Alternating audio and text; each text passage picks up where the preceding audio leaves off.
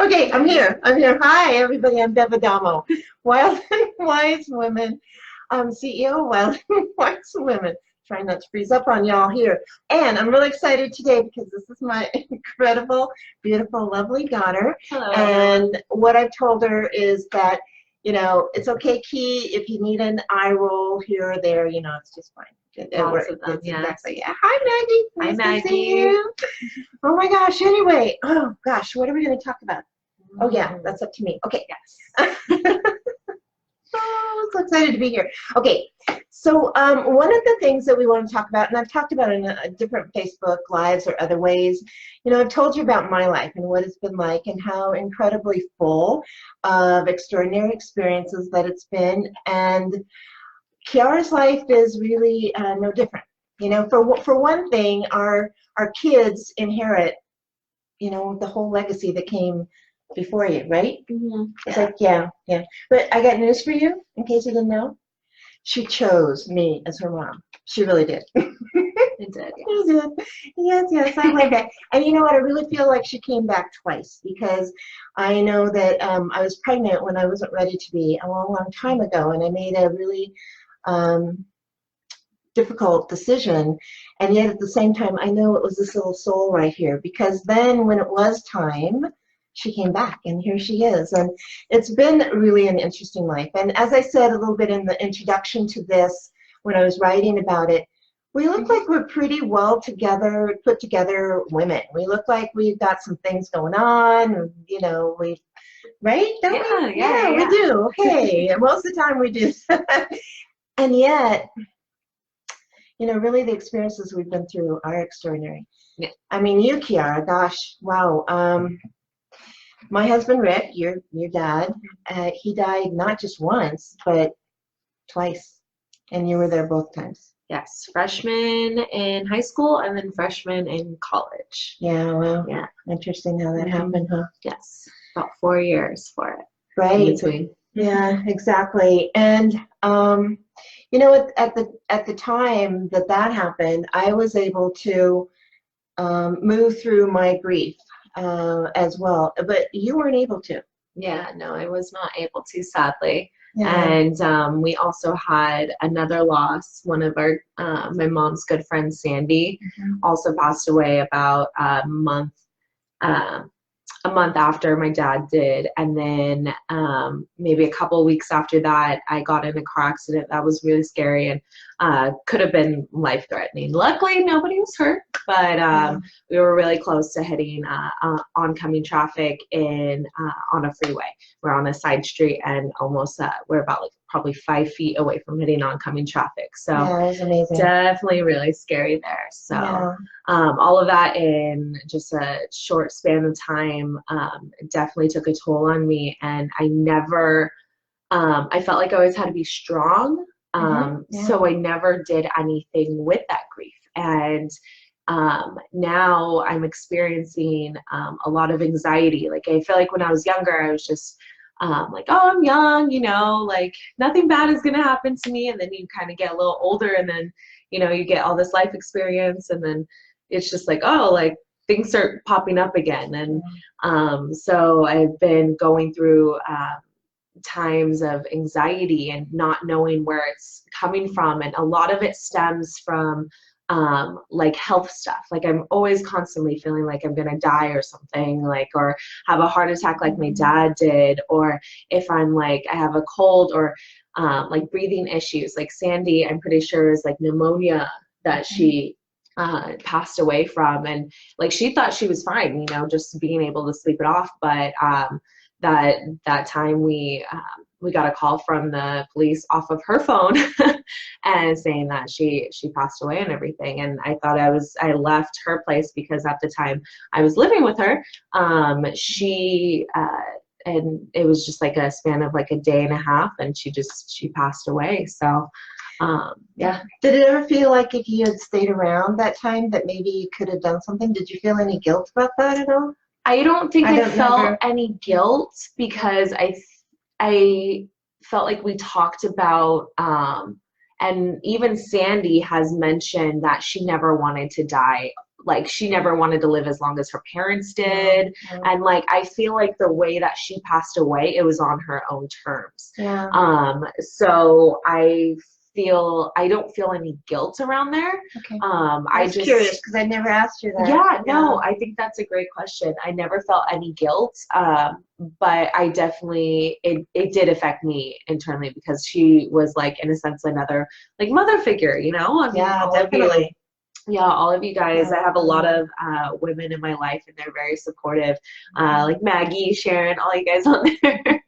But yeah, so like to have, you know, one of those people pass away, it definitely is traumatizing, and I wasn't able to really do anything with that. So. And for me, it was doubly challenging because I had my own grief I was going through, you know, because of your dad passing and everything else that was going on then with Sandy. And I saw you, and I also knew that, you know, there wasn't anything that I could do other than, you know that I'm there and kind of hold the space. And for all these years, it's been, you know, it's definitely been something on my heart about, you know, when is Chiara going to be ready to process this, or is she? And then when I saw how your anxiety was affected you, and I'm super proud of you, honey, because what I see you're doing now is you're actually talking about it. You're talking about anxiety to people of all ages, and letting them know that they're not alone. And your anxiety in particular, I would say is pretty impactful to your life, because some of the ways that it manifests, there have been a few trips to the emergency room because of anxiety, right? Yeah, I've had a call. I was just at the dentist one time getting a procedure done, and been to a dentist a couple times before, gotten the anesthesia, all of that. But just the circumstances, I ended up having a panic attack, and she just felt like she needed to call 911 on me to make sure I was good. And I was good, just panic attack, and they took my my vitals and everything, and I was good. But yeah, it was definitely traumatizing there. So, and then also feeling like I didn't have control of it either. That was really scary. I felt like my world wasn't like real, and it was very like I was disassociated from everything that was going on. And so finally being able to like go through therapy and like talk to people, and then really realizing like where it's stemming from, that helped me kind of push through all of that. So like, for example, whenever I start to have a panic attack, my hands start to cramp up. Like that's one of the first things that the signs that I'm like, okay, I'm, you know, probably going to go into a little bit of panic attack, just work on my breathing, you know, being able to be aware of what's going on is very helpful. And but where that stems from, I was talking to my therapist, was that the first time my dad had his cardiac arrest when I was a freshman in high school, I had literally just learned CPR a couple weeks before, and because I was going to do some babysitting. And so we're at the restaurant, and when he went down, like, you know, my mom's like, oh, you know, CPR, right? And I could not do it. And my hands were, my hands were just shaking, like vibrating at a whole different level.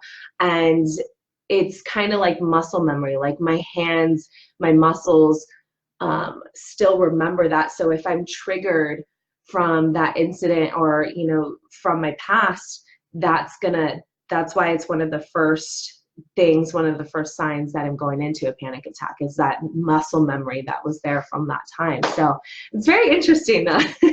Well, it is interesting to you, and I, you know, I love that you let me into to a lot of the stuff that's going on with this, because to me it helps me so that I can understand, like, the people I work with, the clients or friends or whomever, you know, some of the ways to deal with what is actually going on. So that's been amazing as well, because sometimes Chiara will call me and she'll be driving, and we'll have this conversation, and I can hear that she's in a space of like, you know, Mom, I realize what's going on, you know, I just, you know, talk to me, help me to come down. So I just really appreciate you, Chiara, and how brave you are. I mean, what courage you have, because I know how debilitating that anxiety can be, and depression too, because there's some of that that goes with that, and certainly with my clinical depression that I had for so long, the anxiety wasn't necessarily part of it, and yet at the same time it was super debilitating. And you have not let that slow you down. You've continued to live your life, to have courage, to have strength, to reach out to people to help you. And I know some, at a certain point in your life that wasn't something you could do. Yeah. Right. And now you're in a place though where you can. So and I love that. And I really, anybody out there, if you're, whatever struggles, whatever's going on in your life, just do whatever anything about that, reaching out. I mean, I know for me, my mom came and literally drug me out of my bedroom from my depression and said, "You're getting some help." So I was intervened upon. You though, Chiara, you've more, come to a point or made a decision to ask for help and to get help. So was there anything in particular that kind of brought you to that point? I think I think that being very vocal to people and talking about my anxiety has been very helpful, because I felt like, I had to be strong. I had to go through it alone, and that was completely that was terrible. I was hiding it from my uncle and aunt that I lived with. I was hiding it at work, and and I was hiding it from everybody. And then when I started being vocal about it, that was when I was getting more help, and people were so supportive. And I was always worried that sorry, I think space out there, that I would be troubling people. And I didn't want to be a burden or anything, and cause them any stress in their life. But a therapist told me, like, they're the people that don't want to hear it, or don't have or aren't able to support you, they'll let you know. And I'm like, that's a really good point, and everybody that I've reached out to, every friend that I've talked to, every person has been completely supportive and has never once turned me down. I'm like, why was I so afraid?